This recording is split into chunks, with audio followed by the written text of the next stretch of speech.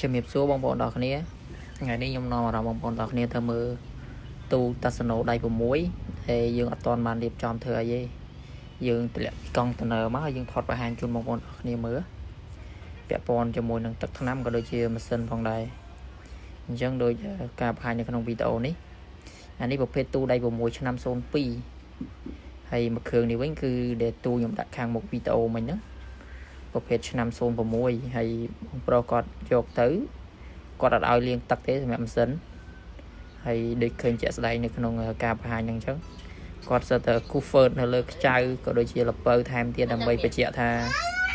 ម៉ាស៊ីនហ្នឹងគឺដូចតែគាត់បានមកមើលអញ្ចឹងណា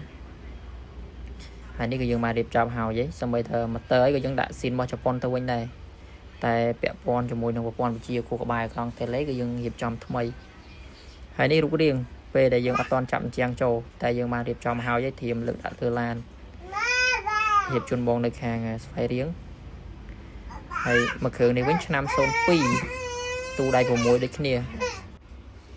ឆ្នាំ02មួយគ្រឿងនេះស្អាតទាំងទឹកថ្នាំហើយអត់មានតែកពិតទេហើយនេះមួយគ្រឿងដែលខ្ញុំបង្ហាញមើលមុនក្នុងវីដេអូហ្នឹងណានេះពេលដែលយើងអត់តន់រៀបចំហើយពេលដែលយើងរៀបចំហើយដូចបងប្អូនបានមើលនៅក្នុងក្បាលវីដេអូមិញហើយសម្រាប់ការបង្ហាញពេលដែលបងប្អូនចាប់អារម្មណ៍បងប្អូនអាចឡើងមកមើលបានយើងមាន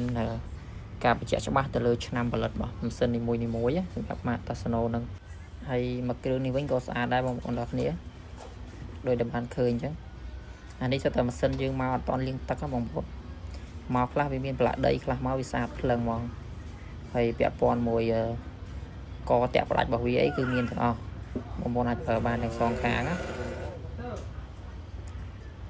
ចឹងអានេះម៉ាស៊ីនបង្ហាញមុនហ្នឹង